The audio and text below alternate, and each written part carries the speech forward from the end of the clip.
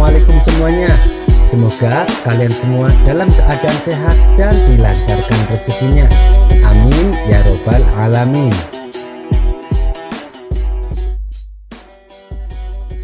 Pada suatu hari, Abu Nawas terlihat sibuk menyiapkan materi pelajaran untuk disampaikan kepada murid-muridnya. Setelah semuanya beres, ia pun segera berangkat menuju majelis tempat ia mengajar. Setibanya di sana, ternyata murid-muridnya sudah berkumpul di majelis menunggu kedatangan dirinya. Lalu kegiatan belajar pun langsung dimulai. Saat Abu Nawas tengah mengajar, tiba-tiba datanglah seorang tamu dari jauh yang ingin bertemu dengannya. Terpaksa Abu Nawas pun menghentikan kegiatan mengajarnya untuk beberapa saat. Lalu ia berkata kepada murid-muridnya, "Anak-anak, saya tinggal dulu sebentar, ada tamu dari jauh. Teruskan belajar kalian, jangan ada yang berisik," kata Abu Nawas mewanti-wanti. Kemudian ia meninggalkan majelis untuk menemui tamunya.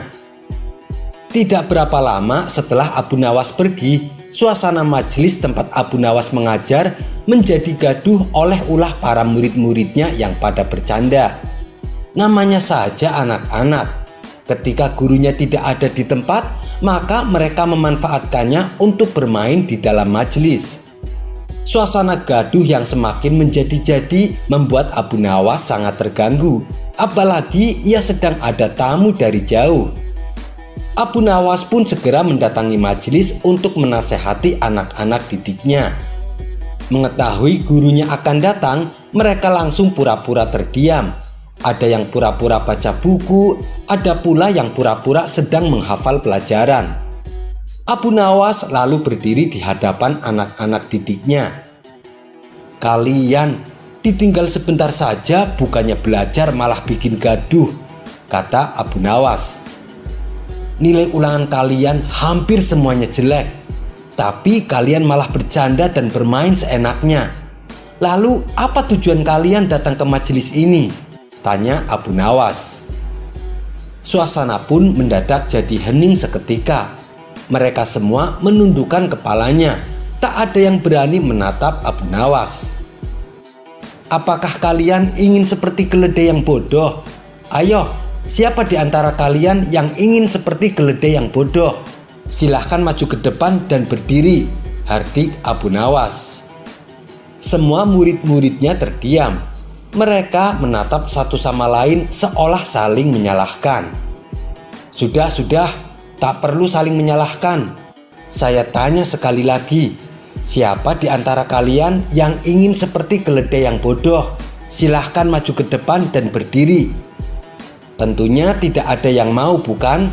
Makanya belajar yang tekun, jangan banyak bermain, ucap Abu Nawas menasehati. Suasana majelis masih terasa hening untuk beberapa saat. Tiba-tiba dari arah pojok ada salah satu murid yang maju ke depan dan berdiri di samping Abu Nawas. Tingkah muridnya ini membuat Abu Nawas heran. "Kamu yakin ingin seperti keledai yang bodoh?" tanya Abu Nawas. "Saya tidak mau, Tuan Guru," jawab si murid. "Kalau tidak mau, kenapa kamu maju ke depan dan berdiri?" tanya Abu Nawas kembali.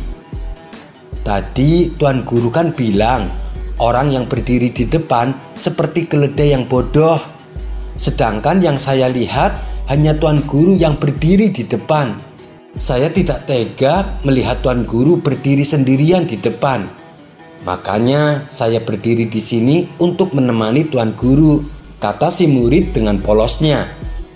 Mendengar penjelasan muridnya yang polos ini, wajah Abu Nawas langsung memerah menahan malu. Ia baru menyadari bahwa pilihan kata-kata yang diucapkan malah kembali pada dirinya sendiri. Ternyata pilihan kata-kataku salah, pikir Abu Nawas menyadari kekeliruannya. Kisah selanjutnya. Suatu ketika di kampung Abu Nawas tinggal ada seorang ahli astronomi yang menguasai ilmu falak atau geografi. Ahli astronomi ini sering menceritakan kepada para warga tentang hakikat sebenarnya mengenai alam jagat raya. Dan yang disampaikannya itu berdasarkan fakta sesuai ilmu astronomi yang ia pelajari. Berkat kemampuannya yang sangat tinggi inilah masyarakat lebih tertarik mendengarkan pernyataan orang ini. Bahkan masyarakat mulai meninggalkan Abu Nawas. Para warga menganggap bahwa Abu Nawas selama ini hanya omong kosong. Dia tidak memahami ilmu falak maupun geografi. Mereka lebih memilih mempercayai teori-teori yang disampaikan oleh ahli astronomi ini. Ada salah satu teori dari ahli astronomi yang membuat masyarakat terkesima. Ia berpendapat bahwa bumi itu bulat seperti bola. Tentu saja pernyataan ini membuat orang-orang kaget, karena selama ini mereka mengira bahwa bumi itu datar.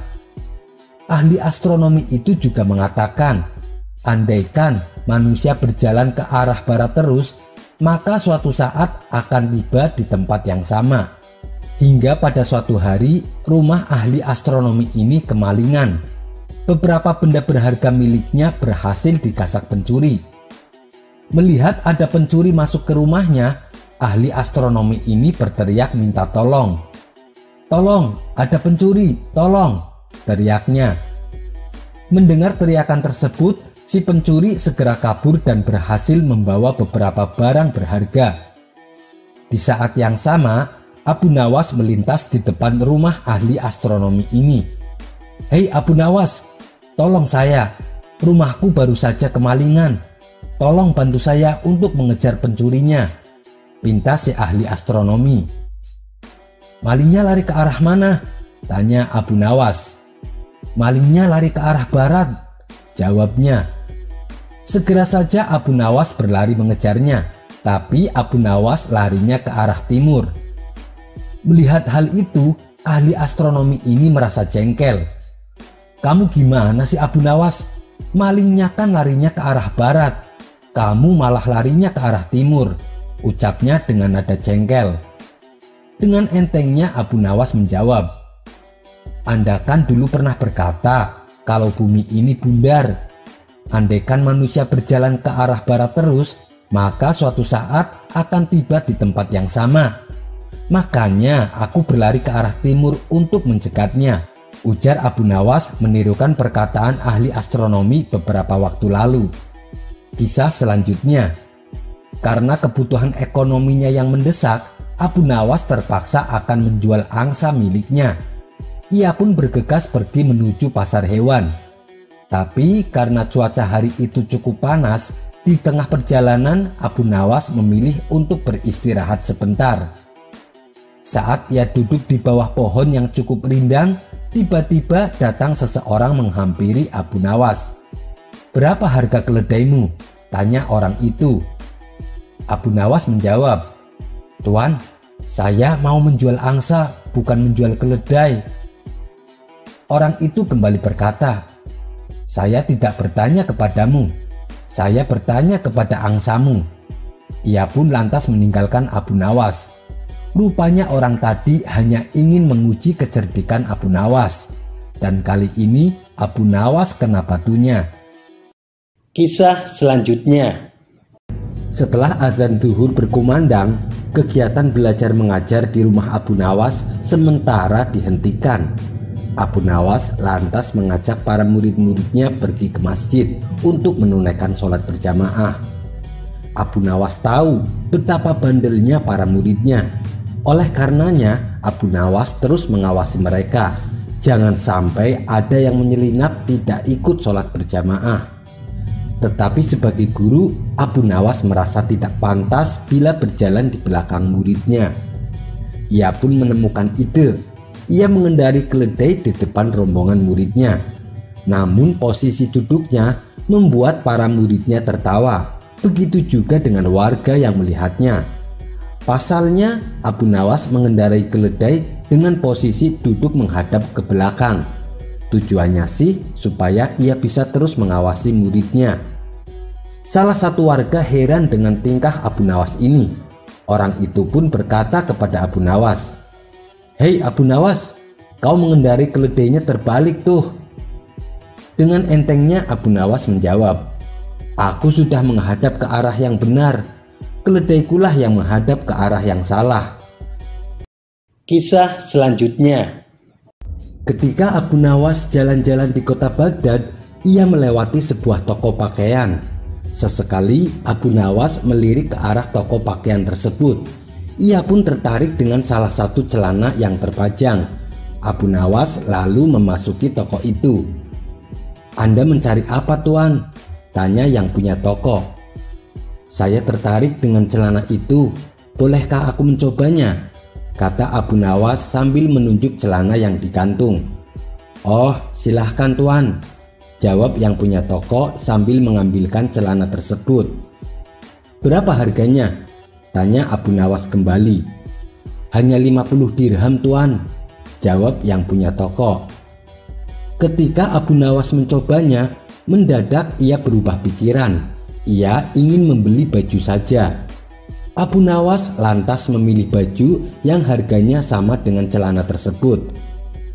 Setelah menemukan baju yang dicari, Abu Nawas lalu mengembalikan celana itu kepada yang punya toko.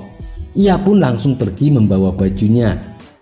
"Hei Tuan, Anda belum membayar baju itu," teriak yang punya toko. "Tapi aku kan sudah mengembalikan celana yang harganya sama dengan baju ini," jawab Abu Nawas. "Iya, tapi kamu juga belum membayar celana tersebut," balas yang punya toko. "Tentu saja aku tidak mau bayar. Untuk apa aku membayar barang yang tidak aku beli?" ujar Abu Nawas. Mendengar hal itu, yang punya toko menjadi bengong. Ia bingung memikirkan perkataan Abu Nawas. Kisah selanjutnya. Dikisahkan ada 3 pemuda bersaudara dari negeri Syam. Mereka adalah pemuda soleh yang juga merupakan pasukan perang. Keberaniannya berperang melawan musuh-musuh Allah tak perlu diragukan, karena cita-cita mereka adalah mati syahid. Suatu ketika saat mereka bertiga ikut perang melawan kerajaan Roma, umat muslim mengalami kekalahan. Akibatnya, ketiga pemuda ini menjadi tawanan kerajaan Roma.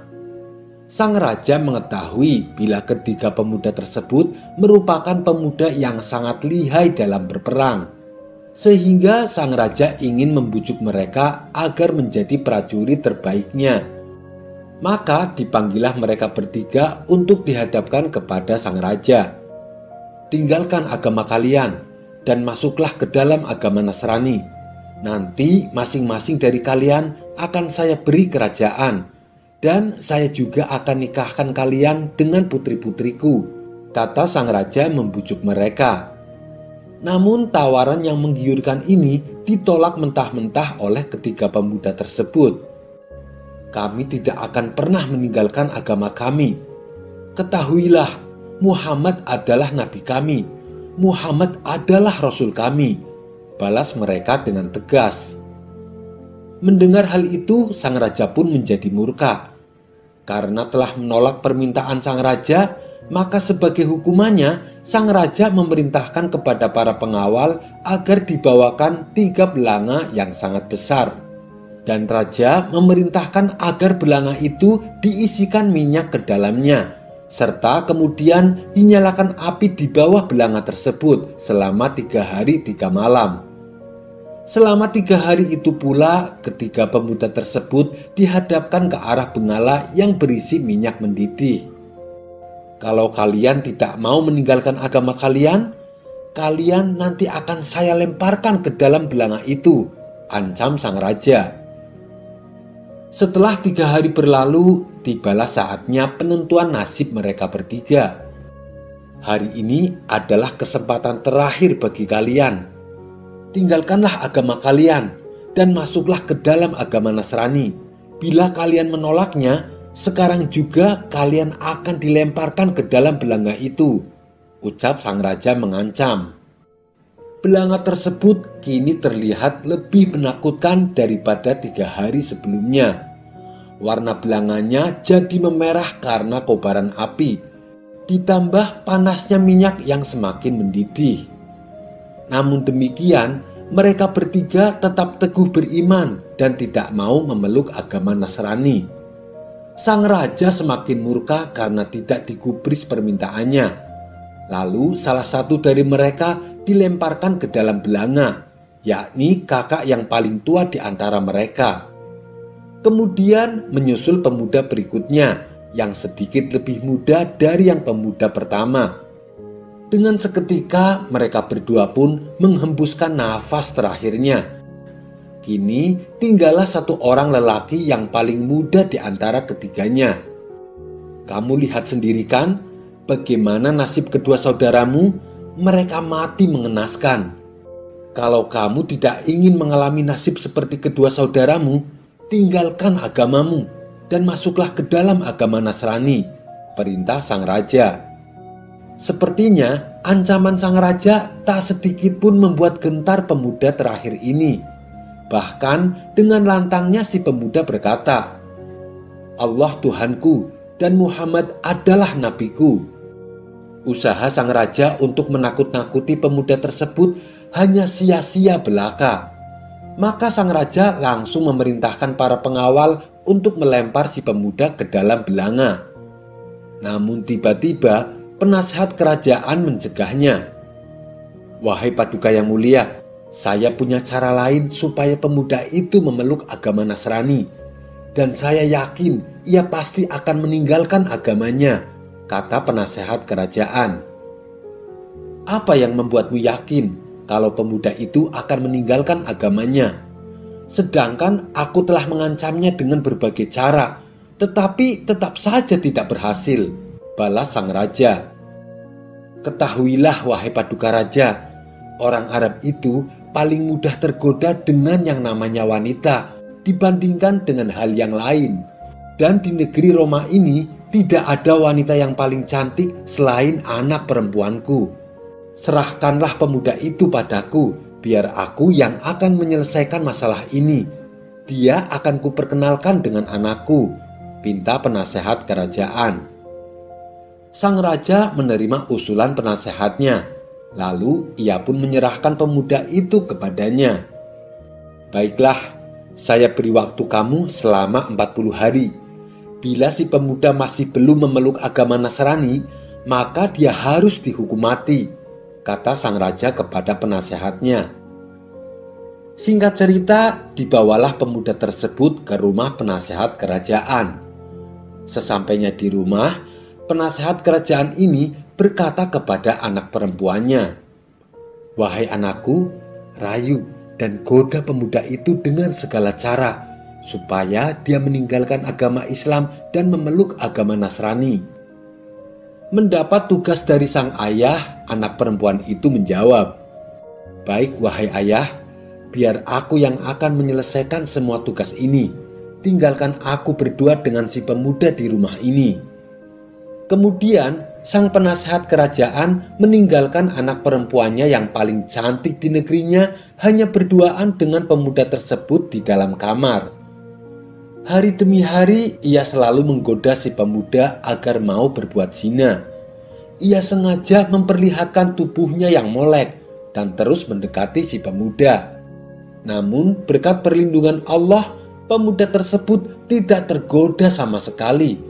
Ia habiskan siangnya untuk berpuasa dan malamnya ia sibukkan untuk beribadah kepada Allah. Setelah 40 hari berlalu, datanglah sang penasehat kerajaan menemui anak perempuannya. Bagaimana?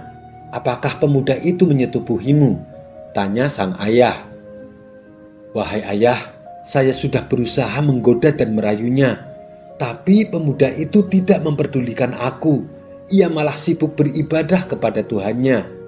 Mungkin itu dikarenakan karena dia masih trauma atas kehilangan dua saudaranya, jawab anak gadisnya. Apakah ada solusi lain supaya pemuda itu mau memeluk agama Nasrani? Tanya sang ayah. Wahai ayah, aku punya sebuah rencana.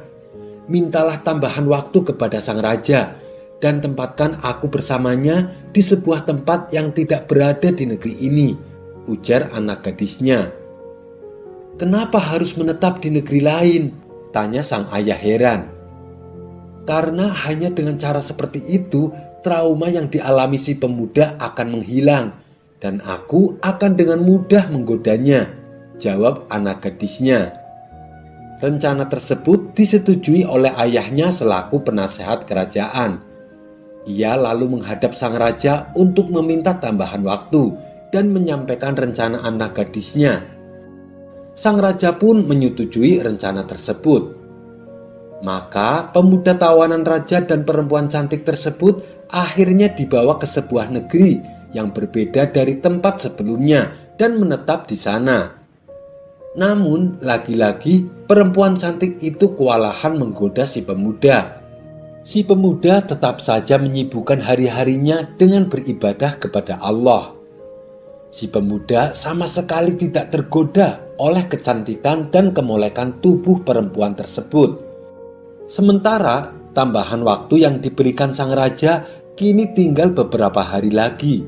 Sedangkan misinya untuk menggoda si pemuda masih mengalami jalan buntu. Hingga pada suatu malam perempuan cantik itu bertanya kepada si pemuda, "Bagaimana mungkin kamu bisa tidak tergoda? Padahal aku wanita paling cantik di negeriku." Pemuda soleh itu menjawab, "Semua atas pertolongan Allah. Sesungguhnya aku hanyalah hamba yang lemah." Mendengar penjelasan tersebut, perempuan cantik itu merasa tertegun. Kemudian perempuan itu kembali berkata, "Seandainya bukan karena pertolongan Tuhanmu, sudah pasti engkau akan berbuat zina denganku. Ajarilah aku tentang Islam, bimbinglah aku untuk memeluk agama Islam, dan izinkan aku untuk menjadi istrimu," pinta perempuan tersebut. Akhirnya perempuan cantik itu mendapat hidayah Allah. Ia lalu dituntun membaca 2 kalimat syahadat oleh si pemuda dan menerimanya sebagai seorang istri. Sekarang kita pikirkan bagaimana caranya supaya kita bisa melarikan diri dari ayahku dan sang raja, kata perempuan cantik tersebut. Kemudian perempuan itu mengambil kuda yang bisa untuk ditunggangi mereka berdua dan mereka pun melarikan diri. Tatkala malam hari, mereka melakukan perjalanan dan ketika siang hari mereka bersembunyi. Hingga pada suatu malam ketika mereka tengah dalam perjalanan, mereka mendengar ada suara kuda di depan mereka. Betapa terkejutnya mereka berdua karena yang menghampiri mereka adalah 2 saudara si pemuda yang telah meninggal. Maka pemuda tersebut mengucapkan salam kepada kedua saudara kandungnya itu. Mereka saling bertanya kondisinya masing-masing. "Apa yang terjadi, wahai saudaraku?" tanya si pemuda kepada kedua saudaranya yang telah meninggal. "Tidak ada yang terjadi selain yang engkau lihat, yaitu dicelupkan kami ke dalam belanga yang sangat panas. Ketika kami dicelupkan, kami langsung berada di dalam surganya Allah. Lalu Allah menghadirkan kami ke sini di hadapanmu, wahai saudaraku, supaya kami bisa menyaksikan pernikahan antara engkau dengan wanita ini." Maka menikahlah pemuda dan perempuan cantik tersebut dengan disaksikan kedua saudaranya. Setelah itu, kedua saudaranya pun hilang dalam sekejap, dan kedua mempelai pengantin menetap di negeri Sam hidup sebagai suami istri. Kisah ini terdapat dalam kitab Irsyadul Ibad. Ada kisah yang tidak kalah menarik, yaitu tentang seorang pemuda soleh dan wanita pelacur. Diceritakan pada zaman Bani Israel, hiduplah seorang wanita cantik jelita. Tak hanya cantik, tapi wanita ini juga kaya raya. Namun sayang, kekayaan yang ia dapatkan hasil dari menjual diri, yaitu sebagai pelacur. Setiap hari pintu rumah wanita ini selalu terbuka lebar, sedangkan dirinya duduk terlentang di atas ranjang tepat di depan pintu rumahnya. Hal ini ia lakukan untuk menggoda setiap lelaki yang berjalan melewati depan rumahnya. Tentu saja dengan kecantikan dan kemolekan tubuhnya membuat para lelaki banyak yang tergoda dan ingin melampiaskan hasrat nafsu birahinya. Tapi mereka harus membayar 10 dinar manakala ingin menggauli wanita pelacur tersebut. Suatu hari, seorang pemuda ahli ibadah melewati rumah pelacur wanita itu. Tanpa sengaja, dia melihat rumah yang terbuka. Hati pemuda itu pun hanyut oleh kecantikan wanita tersebut, hingga terbesit ingin menggaulinya. Namun, ia segera menepis keinginan tersebut. Entah kenapa, setibanya di rumah, pemuda itu terus terbayang-bayang oleh kecantikan wanita yang dijumpainya. Dia memohon kepada Allah untuk menghilangkan hasrat dan nafsu dalam dirinya. Namun, keinginan nafsunya tak kunjung hilang, bahkan semakin menjadi-jadi. Akalnya pun terkalahkan oleh keinginan nafsu yang semakin membakar hati. Untuk memenuhi hasrat nafsunya, pemuda itu akhirnya menjual kain tenun dan mengumpulkan uang sedikit demi sedikit. Setelah uangnya terkumpul 10 dinar, si pemuda berniat menemui wanita pelacur tersebut. Esok harinya, berangkatlah pemuda itu ke rumah si wanita. Setibanya di sana, ia menyerahkan uang 10 dinar dengan harapan bisa menggauli kemolekan tubuh wanita idamannya. Si pemuda lalu diajaknya masuk ke dalam kamar dan rebahan di atas ranjang. Di saat wanita itu mulai membuka pakaiannya, tiba-tiba si pemuda mendengar bisikan di hatinya. Sesungguhnya Allah melihatku dalam keadaan buruk ini di atas ars. Sedangkan aku melakukan perkara haram, maka leburlah semua amal ibadahku. Seketika tubuh pemuda itu menjadi gemetar. Wajahnya mendadak berubah menjadi pucat. Melihat perubahan sikap pada diri sang pemuda, wanita pelacur itu pun heran dan bertanya, "Kamu kenapa? Apa yang terjadi denganmu?" Pemuda itu menjawab dengan terbata-bata, "Sesungguhnya aku takut kepada Allah. Izinkan aku keluar dari sini." Wanita pelacur itu bertambah heran mendengar alasannya. "Kamu sudah jauh-jauh datang ke sini. Lakukanlah sesuai tujuanmu semula," balas wanita cantik tersebut. "Tapi aku sungguh takut kepada Allah. Biarlah uang yang sudah kuberikan menjadi milikmu secara halal," ucap si pemuda semakin gemetaran. Karena merasa kasihan, wanita cantik itu tidak memaksanya. "Apakah kamu belum pernah melakukan ini?" tanya wanita cantik tersebut. "Saya belum pernah melakukannya sekalipun," jawab si pemuda. "Siapa namamu dan dari mana asalmu?" tanya wanita cantik itu kembali. Pemuda tersebut memberitahu nama dan tempat tinggalnya kepada wanita itu sebelum dia pergi meninggalkannya. Selepas pemuda itu pergi, wanita cantik itu termenung. "Celaka dan kerusakan pada diriku," kata wanita cantik itu dalam hati sembari meneteskan air matanya. Rupanya setelah peristiwa itu, wanita cantik tersebut terketuk hatinya. Ia mendapat hidayah Allah untuk meninggalkan profesi bejatnya sebagai pelacur. Perasaan takut kepada Allah pun semakin mendera dalam hatinya. Sampai-sampai dia berkata kepada dirinya sendiri, "Pemuda itu telah melakukan awal perbuatan dosa, namun hatinya telah dimasuki oleh ketakutan pada Tuhannya. Sedangkan aku telah melakukan perbuatan dosa selama sekian tahun. Tuhan yang dia takuti adalah Tuhanku juga.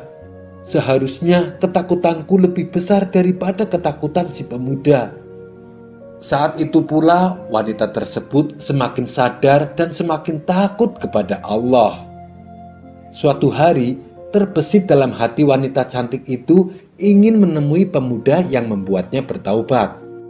"Sesungguhnya jika aku bisa menemui pemuda itu, mungkin dia bisa menikahiku dan aku ada di sisinya.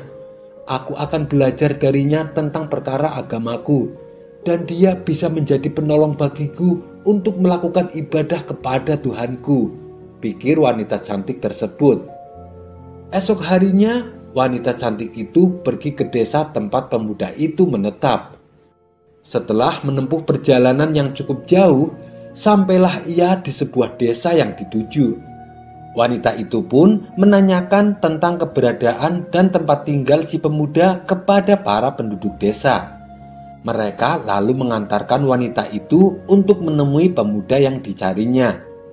Sesampainya wanita itu di depan rumah si pemuda, penduduk desa memberitahu kepada si pemuda bahwa ada seorang wanita datang dari jauh mencarinya.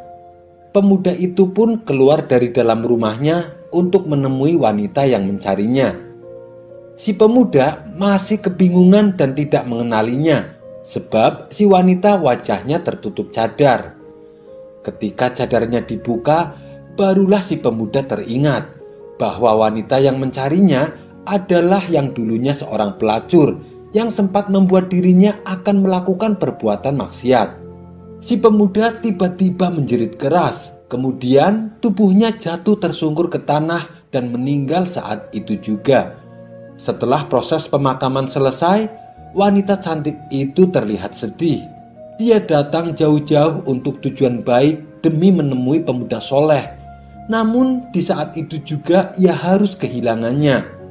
Kemudian wanita tersebut bertanya kepada para penduduk, apakah si pemuda memiliki saudara yang membutuhkan istri? Para penduduk desa pun menjawab bahwa si pemuda memiliki seorang saudara yang juga soleh. Akan tetapi saudaranya ini hidup sengsara dan tidak memiliki harta. Tidak masalah, karena sesungguhnya aku memiliki harta yang cukup banyak, balas wanita tersebut. Pada akhirnya wanita cantik itu pun menikah dengan pria soleh yang miskin, yang merupakan saudara dari pemuda yang dicarinya. Dari pernikahannya inilah Allah Subhanahu wa Ta'ala mengaruniai 7 keturunan, yang mana 7 keturunan mereka menjadi nabi-nabi pada masa Bani Israel. Kisah ini terdapat dalam kitab Tanqihul Qaul karya Imam Nawawi Al-Bantani.